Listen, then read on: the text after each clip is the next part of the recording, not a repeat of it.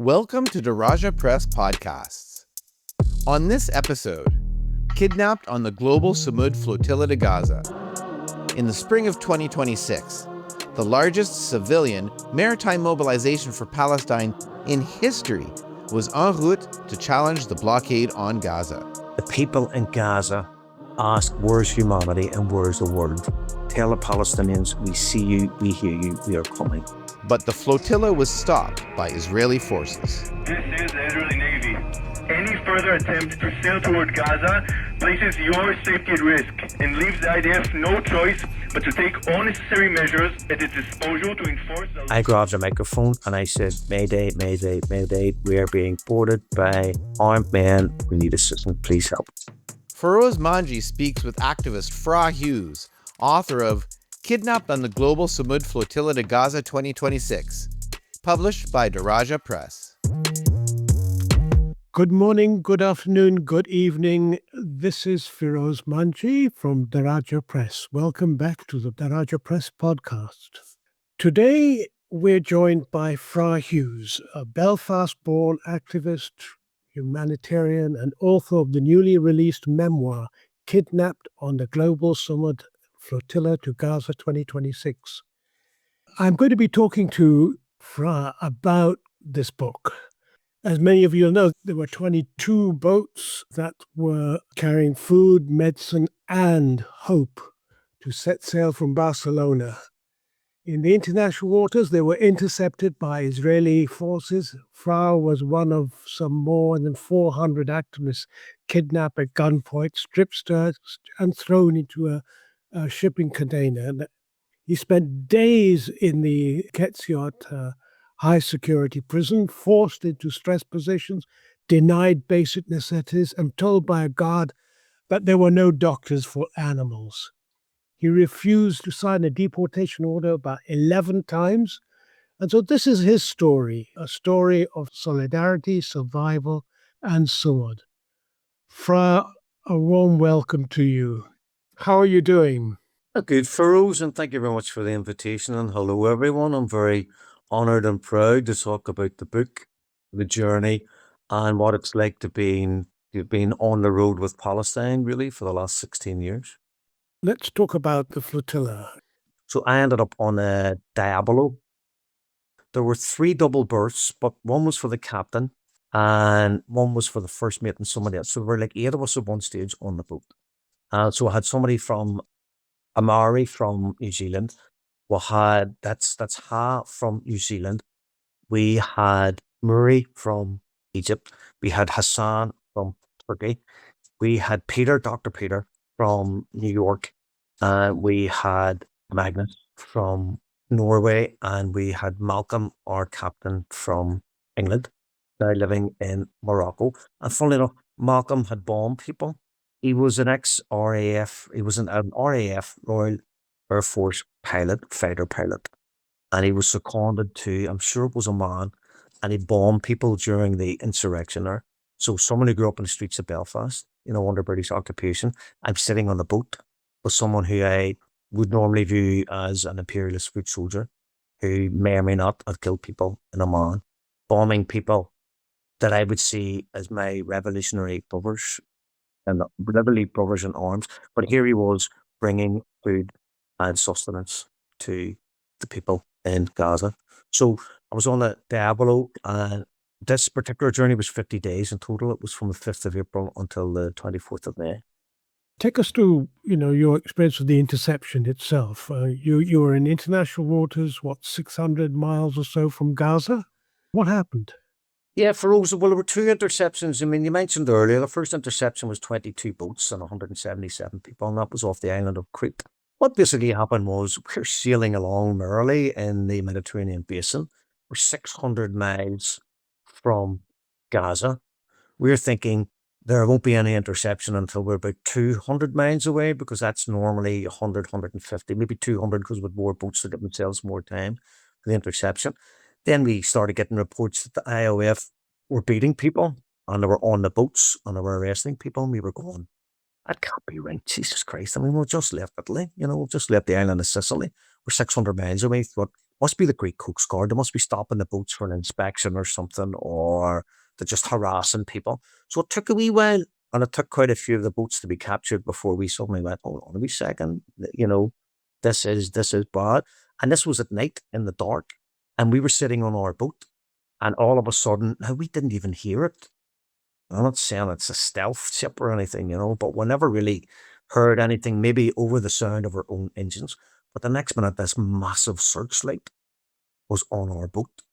And I had my back to it, and I turned around to look, so that obviously see my face and the face of everybody on the boat. That was one of the Israeli warships. And we thought, right, game's over here, and we're about to get intercepted, about to get abducted and kidnapped. And then the next minute, it sailed away. So I don't know. I have no idea why. I mean, literally, they couldn't have been more than a couple of 100 meters away. I mean, if we could see the light and they could see us, and we were illuminated like a rabbit in a car's headlights, stunned rabbit, kind of like, oh, where's this coming from? To this day, I don't know why they didn't intercept us. And I've heard this before on one or two other boats. So it is what it is. So what we did was our boat could do 7 knots. So we cranked it up to 7 knots and went straight into the territorial waters of Crete, which are like, depending if you believe it's 12 miles off the coastline or 20 miles off the coastline. So we escaped on to Crete, and then we found out that they'd stormed 122 boats. They cut the rigging, so all the sails fell down and contaminated engines, kidnapped 177 people, dumped 175 of them off in the very spot in Crete where I'd spent 8 days on the broken down boat tied jetty. I remember someone says to me, "Here, that's where they put everybody off." I went, Jesus Christ. Because it's 7 kilometers from anywhere. It's the far end of the island. It has a private jetty for the fuel tankers to arrive to create the electricity. So I remember thinking several things at the same time. One of them was, well, why weren't they arresting the people dropping these guys off at the port?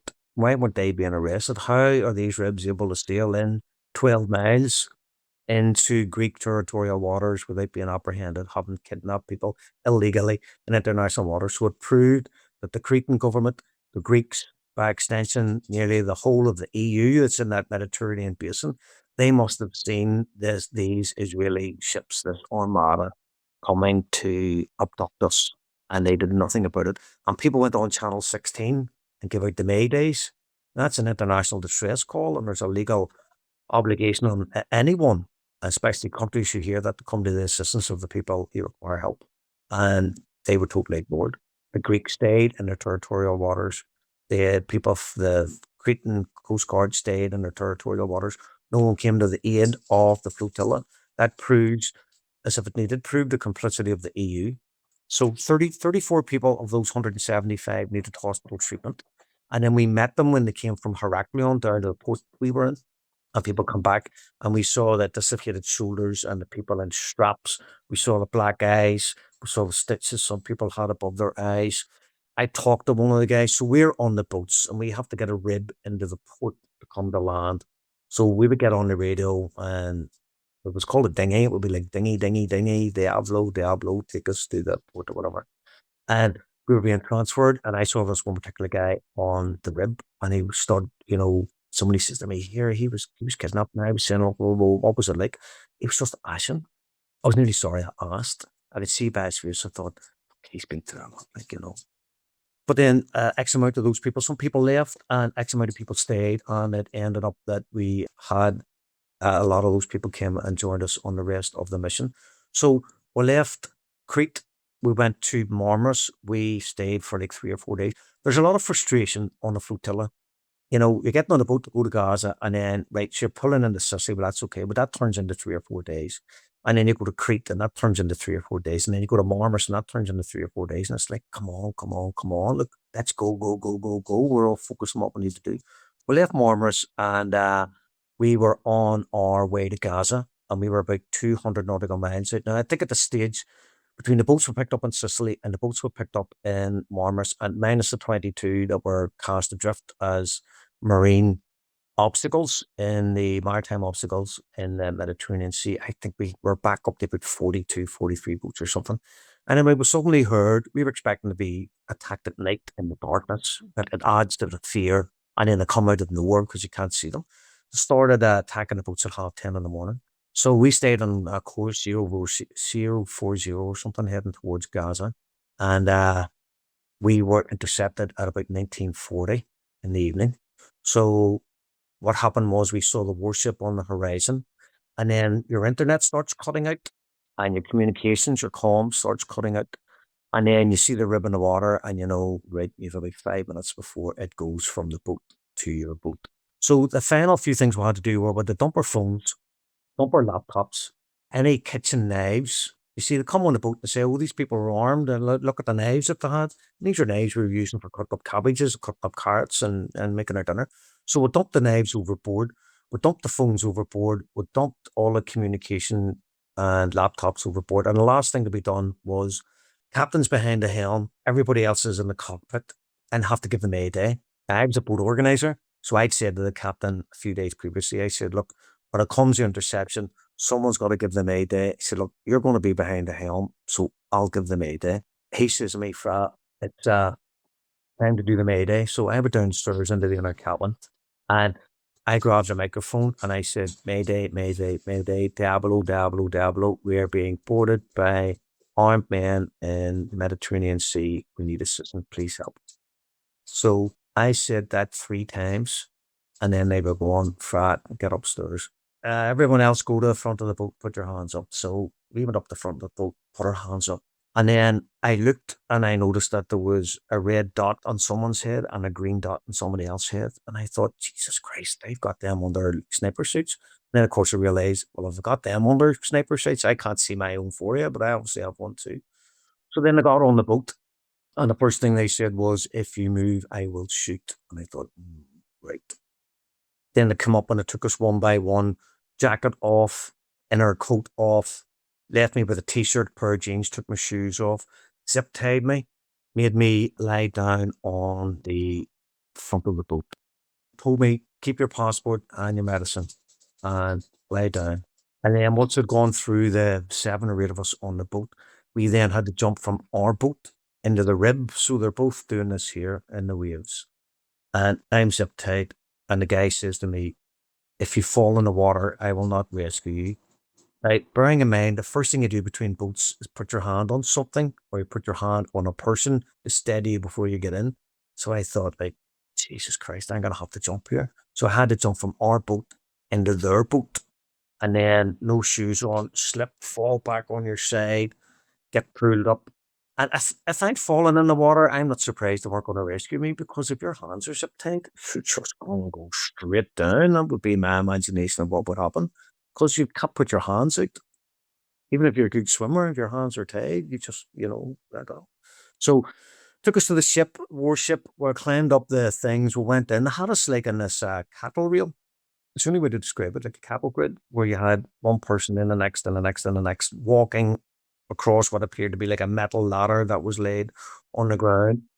Searched again, then brought over passport, medication. Then I had my arm twisted up my back and my head pulled down towards my waist. And I was like frog marched down the inner part of the ship and thrown into the inner part of the warship. And then inside that, they had portaloos and they had shipping containers. So they converted this warship. If you could picture, like in Private Ryan and then movies where you have the metal up the side, but have all the soldiers in the middle, and then the front of it drops down and they all go on to the Normandy beaches or whatever. Well, this is a ship, not one of these transporters, but like that, huge big sides, and then a big central gap in the middle where they had the shipping containers.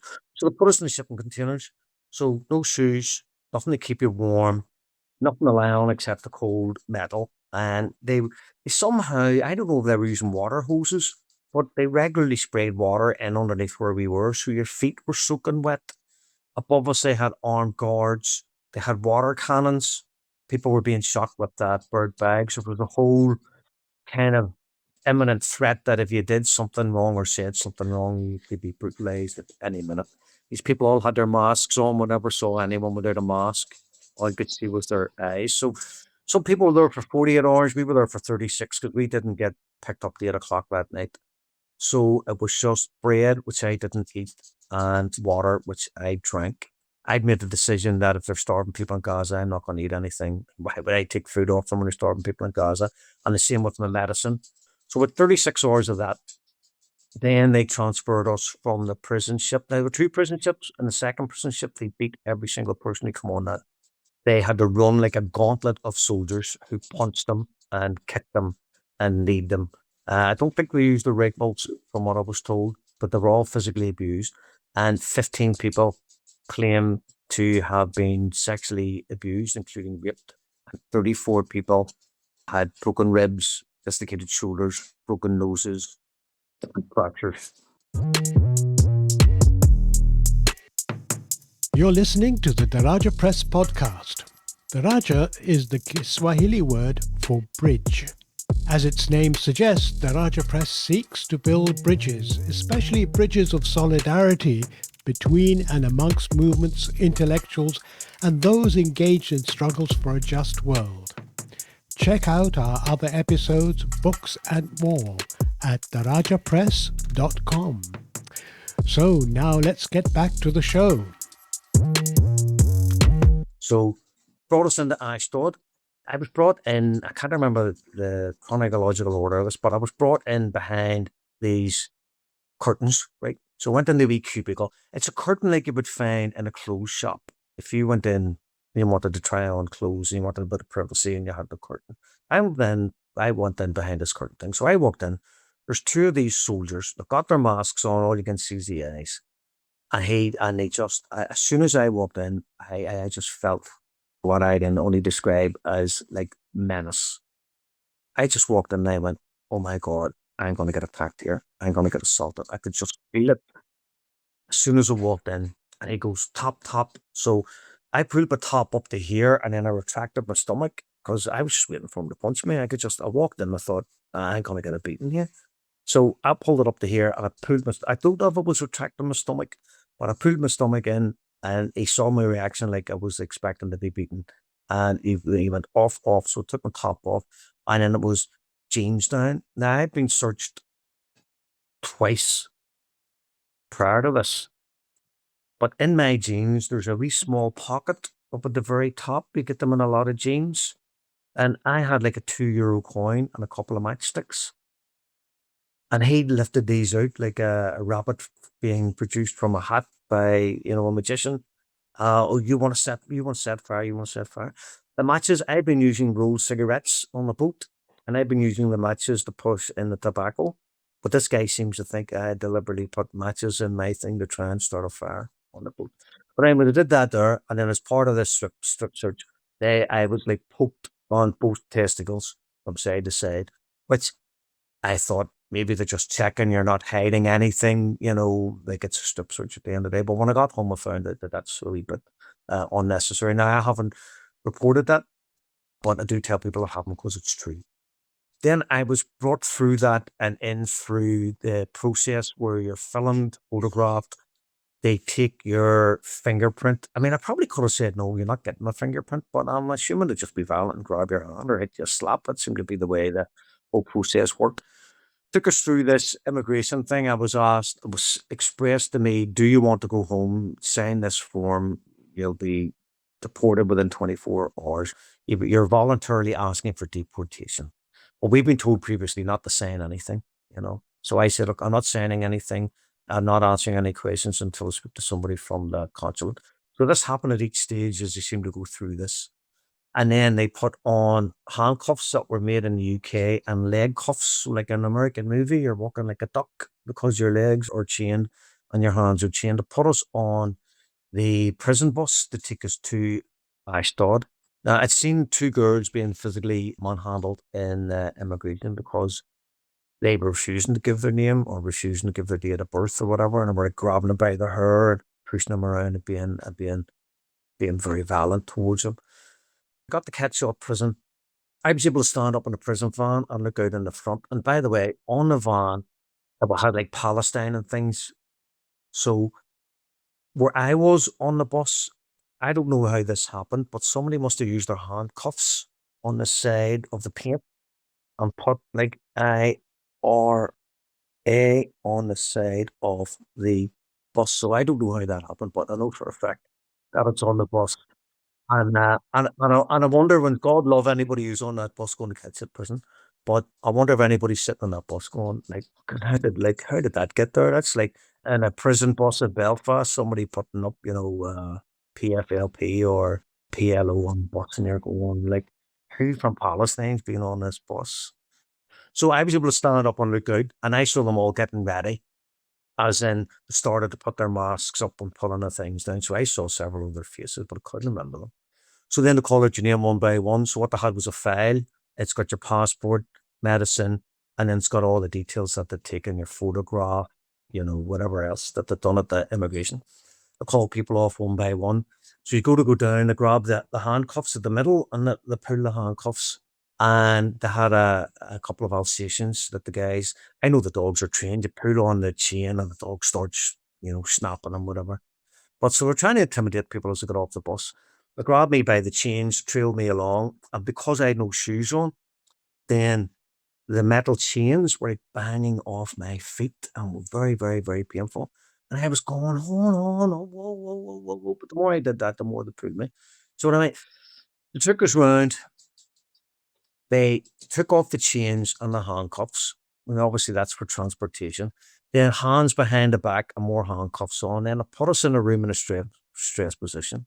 So that's like, you see, you're on your knees and your head's totally supplicant on the ground. It's very uncomfortable. It's uncomfortable in your hips, it's uncomfortable in your knees. That happened several times. They moved us from place to place. And then eventually they took me into this room, and there was people already in front of me, 3 or 4 people, and they're all facing the wall, and they're all in the stress position. And he says to me, down, down, down. And like, my hands are tied behind my back. So you get, you put your hands out a bit like the boat all over again, steady yourself. So I ended up down on went up down on my left knee. I was obviously taking too long. I got a boot in the back. I ended up on my side. And then he grabbed my hands, handcuffed from the back, and he hauled me up. And that was very, very, very painful, because then the metal cuffs are pulled onto your wrists, because that's how you're being hauled up. And within like 60 seconds, it was on your feet, on your feet, on your feet. On my feet, strip searched again. This time you had to squat over a mirror. Then they give you the prison uniform. They put me in handcuffs, this time out the front. Then they brought me out the front, put me in stress position again. So I'm in a stress position. And then I got the person behind me in a stress position to put their hands on the back of my top. And then this, like, all the way down. And then they lifted me up. So I am being led with my head being pushed down, one hand on my shoulder, one hand on my head. And like, I'm walking forward, and it's like I'm overhand with the little ducks all in a row behind me. I had the rear 10 of us. So they took us into an open air cage, threw us in there. We were there for, I don't know, 20 minutes. And then they called out your name again. So they called 3 of us out. And one of the guards says to me, have you had enough yet? Do you want to go home? And I just thought to myself, I just ignore him. You know what I mean? Just go on out. So brought us in front of the judge. The judge started saying, you're charged with whatever. Do you want to go home? You passed out this form and stuff. And the guy beside me, I think he was Basque or Latin American. He definitely spoke Spanish. And she said something about going home. And he said, you are the war criminals, not us. And I thought, that's pretty brave, buddy, considering the circumstances we were in there and what we've been through. And then she says to me, like, basically, what about you? I said, I'm answering no questions and I'm signing no documents until I see somebody from the embassy. So she's obviously prepared for these answers, and she's heard them before from so many people. So she's just going through the paperwork.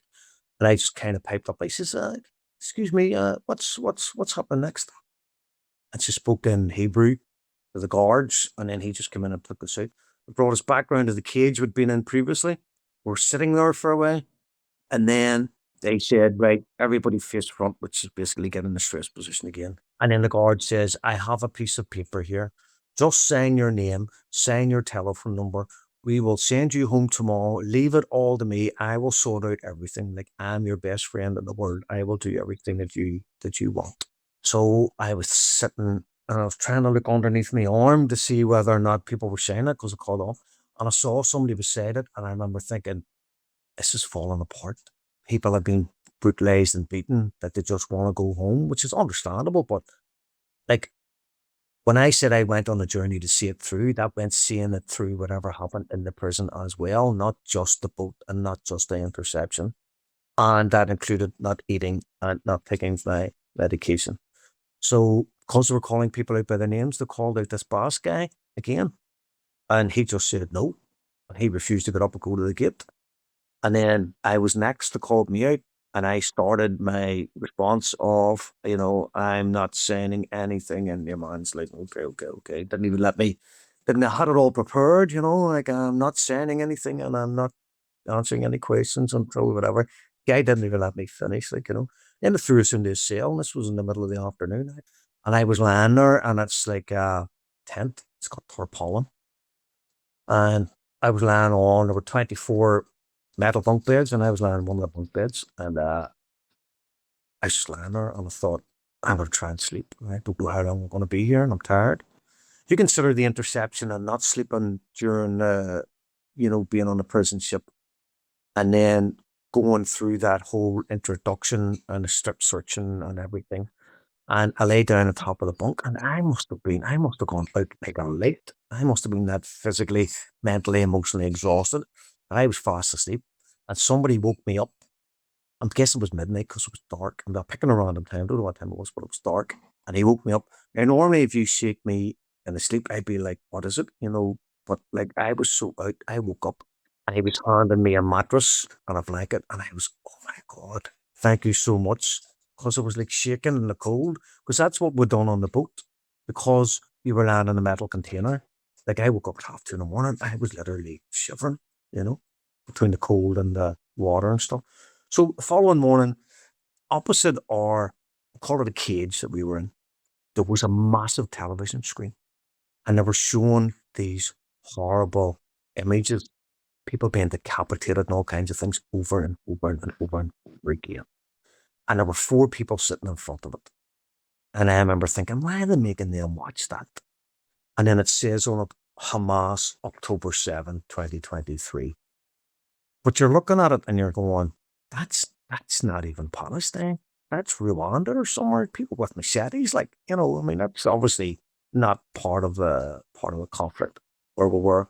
But they were forcing people to sit and watch us. Once they brainwashing them, Anyway, we called us out, and you could see people were being moved. And because we'd seen the judge, I imagine that brought the judges to the jail to facilitate the deportation exercise so they could rubber stamp it.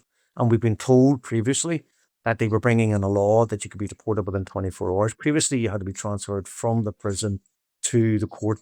Then you went through the judicial process. Then you come back, and then it was 72 to 96 hours before you left. But it shows you the strength of the flotilla, that they want the people in and straight back out again as soon as possible. And why they dumped all these people in Crete, because they didn't want to take them to occupied Palestine.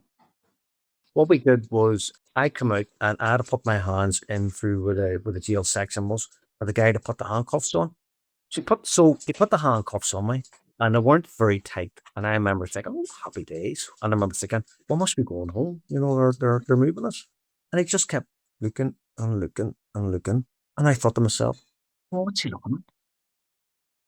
And then I felt the handcuffs tighten, and I was like, oh, I winced. He was watching me as he slowly tightened the handcuffs until he could see that I was in pain. And I was like, job done. Oh, they're hurting. Good, because we're going to leave them like that. I've ended up, even now, I'm back about 8 weeks. Here and here is numb on my hands. And actually, the way to describe it is, because I'm thinking I'm going to have to go and see my GP. I assumed, because I had read online, these things can be temporary and they get better, but like I'm home 8 weeks and still like it. It feels like, if you had a cut and you put a plaster on it, it feels like there's a bit of plastic sitting on the top of my hand here. It just feels completely different whenever you stretch the skin.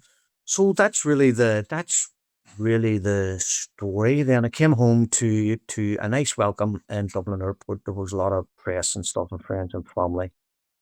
We were released on a Thursday. We went to Istanbul on the Friday and we came home on the Saturday/Sunday, 24th of May. So that is the story. There's a much deeper, richer story in the book itself. So on a sort of final basis, what do you want listeners to understand about what you've experienced? Thank you. That's a great question, and it's a great way to wrap things up. There's several different layers here, okay? Several different aspects of this. The first one is I want people to think about Palestine. I want them to think about the genocide. I want them to think about the prisoners, the ethnic cleansing, the murders that are occurring both inside and outside the prison on a daily basis. I want people to be conscious of what's happening in the West Bank. I want people to be conscious that the Zionist state that occupies historic Palestine is a racist, rogue, white colonial colonization of the Levant. They're doing to the Palestinians what they did to the North Americans and indeed the Latin Americans. I don't know, people say anywhere between 80 and 100 million people sacrificed so that white people could come and steal our land and steal our resources. So it's not about me. The story's about me and the central character in many respects, but it's meant to. Now, this is my third book with respect. I'm very grateful that you've chosen to publish it because my first two books were self-published because I didn't know who to bring the story to see if they'd be interested in publishing it. So I've got Voices from Donbass and I have My Walk with Palestine. And I wrote that book because I used to tell people stories. This is what happened when I went on the first convoy. This is what happened when I went to Jerusalem on a 14-day orientation tour. This is what happened when I was at the Viva Palestina summer camp and I met Ronnie Casserol's and Leila Khalid in 2011 in Beirut at the American University. And people used to say to me, Fra, you should write that down. You should write a book. So I want it to be inspirational. I am not an inspirational character, but I want to inspire people. It's not just about Palestine for me. It's about all of the Levant. It's Iraq, it's Syria, it's Yemen, it's Iran, it's Lebanon, but it's Cuba, it's Venezuela, it's Latin America, it's Donbass, it's Burkina Faso, it's Niger, it's Mali. I'm an internationalist. If you truly believe we're all should be equal and everyone should live in peace and security and there be no wars, be no conflict, for me, it's Ireland first and it's Palestine and it's everything else we've just talked about. But you can do things that aren't about Palestine, that are in your own community, to help the homeless, to help people who are struggling, to help immigrants, like people who are refugees from these empirical wars that are being fought in our name against the Islamic community across the world. So for me, I simply say to people, look, this is who I am. This is what I've done. I have the time, the energy, the commitment, the motivation to do it. I know people are bringing up young families. I know people have elderly parents. I know people are working 9 to 5. Then they're taking the kids to football practice. Then they're going out shopping for their parents. I understand people struggle to get through their daily lives and don't have the time and the passion to do what I do. But you can boycott, divest, and sanction. You can get the app. You can not go to Starbucks, don't go to McDonald's, change your bank, do a wee bit of research, continue to march. And if you can, just get more involved. There's no excuse really not to be educated into what's happening in the world. It's up to us to decolonize our minds, not to allow ourselves to become anti-immigrant or anti-Muslim or anti-black, because our societies, there's a subliminal message through, I believe, in the media that helps encourage us all to be slightly white-centric, if that's the correct phrase. It's a multipolar world. One must embrace everybody. I just say, mind your thoughts, decolonize your mind, and if you really care about Palestine and other places, do something. Well, Fra, it's a real privilege to have had you on this podcast, and even a greater privilege to have published your book. I'm really enormously impressed by all that you have done, and especially this gift of your account of being kidnapped on the Global Sumud Flotilla to Gaza 2026. Fra, thank you for this interview. Thank you. Thank you, everyone. That was part 1 of Feroz Manji speaking with Fra Hughes, the author of Kidnapped on the Global Sumud Flotilla to Gaza 2026. It is available from Daraja Press at darajapress.com. Coming up on the next installment of Daraja Press podcasts. So I'd seen a mural in West Belfast, and it showed you a Republican, and it showed you a Palestinian, and it said 2 armies, 1 struggle, or 2 causes, 1 fight. Fra Hughes talks about growing up under occupation during the 1960s and 70s in North Belfast, co-founding Palestine Aid Ireland, and his previous attempt to reach Gaza in the 2025 flotilla. That's all coming up in Part 2. Produced by Pierre Loisel and Feroz Manji. Music by Arlo Maverick. Thanks for listening.